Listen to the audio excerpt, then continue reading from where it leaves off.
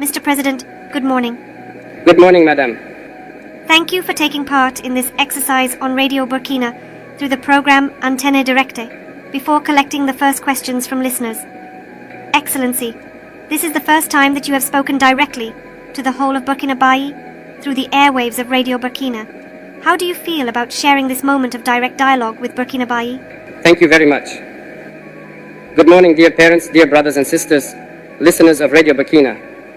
Thank you, Madam, for this opportunity that is once again given to us to be able to commune directly with the people. I think it is a real pleasure. And it is also a moment for me to be able to understand today, at the stage we are at, the current aspirations of the people, and to be able to readjust our program if we can say so. Barsalgo, the listeners would like to know how you experienced this situation. Okay. Thank you, Madam. I would say that this is really current. The issues of destabilization are current issues. Before we embark on this mission, I think that there are a certain number of risks that we must measure and accept to assume. And among these risks, there is the fact of not succeeding in the mission for which we came. So when we come, it is either it makes or breaks. Thank God we were able to succeed in the mission, to be able to imprint our vision of things on our country. After that, the other risk is to agree to abandon everything. We cannot, as a young person, be there at the top of the state and perhaps want to find myself under manguettes, eating rusumbala like the others. That is to say, agree to forget one's youth, agree to forget life, and devote oneself entirely to the homeland.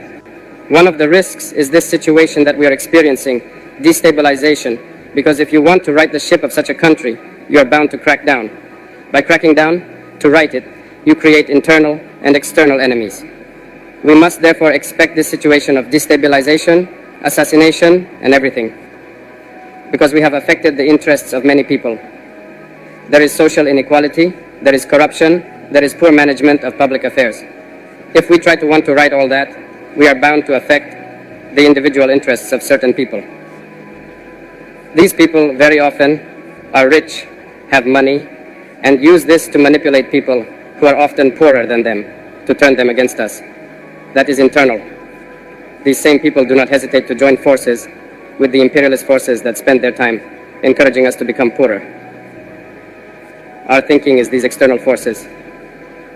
There are many countries today that we have under our backs, and we have no choice, we have to do it. If we want our homeland to be independent, if we want our sovereignty, if we want the Burkinabés to eat their fill, if we want our children to go to school without paying a franc, if we want malaria, which is one of the most widespread diseases in Burkina Faso, to be able to treat our population on certain words at 0 francs. These are some of the dreams that we have, but we will have to make many concessions. We will have to prevent certain powers from plundering us, and that creates many enemies. So, we are prepared for this situation. We experience them as normal, in fact. It does not shake us, it does not scare us. It still gives us the courage to move forward, because through these events, we know that the guideline that we have chosen is the best line for our homeland, for our people. We experience things like that. The plotters currently, we have spent 2 years raising awareness, talking, warning. People found that we were warning too much. But it was necessary so that the Burkinabés could see for themselves how far some Burkinabés can go against the homeland. If we had started to crack down in a certain way from the beginning, it is not obvious that you yourself will understand us. You will perhaps say, after a while, there may be misunderstanding. I think that Captain Thomas Sankara was misunderstood at one point, perhaps because they started strong. But we had to let the people see, understand what these plotters are, communicate with the people through everything we have done. Today, I think that people have understood a lot. The listener from Bopo Duraso would like to know what fate is reserved for these conspirators. As we said, from this moment on, I will not go into details. Everyone will assume. If someone takes steps like that, they assume all the consequences. We will not advise anyone or warn anyone again. So, we will come back to the case of Barsalgo. There is a listener who would like to know what really happened in Barsalgo. I'm not going to go into details, but Barsalgo, I think I was personally targeted, because Barsalgo and I, there is a history. Barsalgo and the situation in the country, there is a history. in June 2022. You may be able to find out on the spot in Barsalgo. I defied many orders to intervene so that Barsalgo would not fall. So I sacrificed a lot of things anyway in Barsalgo. This is the place for me to thank many people who supported us in our maneuver so that Barsalgo would be. I think they targeted Barsalgo because it would affect me. That's it. That was the goal. I'm not going to go into certain details, but maybe one day we will have the opportunity to talk about it. Okay? Your reaction to the political orientation speech of the late Captain Thomas Sankara. It is a concern of the Ilbudo fields of Uwagako. That's true. We also chose the date of October 2nd for the launch of the Patriotic Days of Patriotic Commitment. It is precisely to collaborate with the DOP because this speech was a reference. I think that some countries far from our sub-region have used this reference to develop. They make us understand it because they have cooked a lot of things from this speech. This news, we are inspired by it, and we adapt to the context too, because that is what was. Perhaps there are certain things in 83 that can no longer be done today, but we adapt it as we go along. And as we said, Thomas Sankara was too far ahead of his time, and I think that all of this means that he was not understood. He was not understood because he saw things that others did not have the possibility of seeing. His vision was much further ahead. But today, we realize that we should have. We should have. Every time, these are the questions we ask ourselves. Shouldn't we have? Shouldn't people have?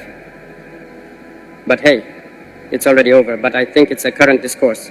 It's the same vision for total sovereignty of our country. And I think we have to be part of this momentum. Thank you. Madame, sir, you are following Antenne Directe Special with President Dufasu live from the Kulba Palace on Adieu Burkina. You can interact with President Dufasu by calling 25 30 49 93 and 25 33 33 37. Mr. President, we will now focus on a crucial subject, security and defense. And for this, we find Hervé Cabor again to answer the questions and concerns of the listeners. Hervé Caboret is not available. Mr. President? Yes. So, before Hervé Caboret finds us, I would like to know what the morale of the troops is with these inclinations of destabilization. I would say that the morale of the troops is high, because committing to defend the homeland, when you are a soldier, there is another natural state of mind that is there within the army. Getting up. So that was Ibrahim TRAORE speaking with the people of Burkina Faso through radio, and they were asking questions, the presenters were asking questions, and he was answering. I like the fact that this guy is super articulate. Like, when I mean articulate, he's very, very articulate in whatever he's saying, and his speeches are usually not even written. Most times you see him talk about something or make a speech without even looking at anything written or drafted. So Ibrahim TRAORE is just a genius. He's one guy that has made Africa to be looked at in a good light. He's trying to change the trajectory of Africa. He's trying to change the way people looked and perceived Africa. The speech is a beautiful one, and the people of Burkina Faso are really very impressed about him and his work. If this man leaves, he's a young guy. In fact, these are the kind of leaders people should pray for them to stay long, not the ones that will stay long and do nothing and then reinstall their kids who will do nothing and they will just keep embezzling. It's so funny how some politicians just feel that embezzlement is the way forward. You keep embezzling, at the end of the day, you don't even benefit. The reason your people will not benefit why you became a leader. Even though I call them rulers, they are rulers, they are not leaders, because leaders live by example. So it's just a powerful speech that he has made. And I want to know your thoughts, guys, in the comment section. Did you enjoy the speech? Do you think he spoke well? Is he a true leader? Do you see him as a dictator, as some people may have said? Is he really a dictator? Because all of this will matter as we progress in this video.